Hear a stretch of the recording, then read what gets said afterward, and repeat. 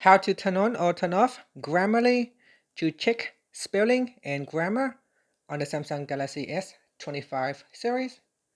First, tap on the home button to return back to the home screen. And from the home screen, swipe down at the top, then tap on the settings icon. Now from the settings page, we then scroll down, and in here, tap on General Management.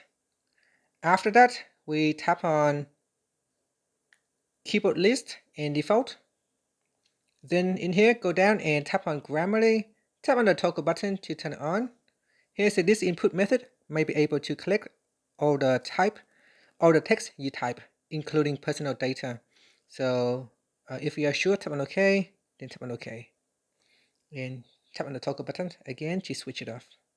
Now you can also tap on the left-hand side panel to further customize your Grammarly settings. And that's it. Finally, tap on the home button to return back to the home screen.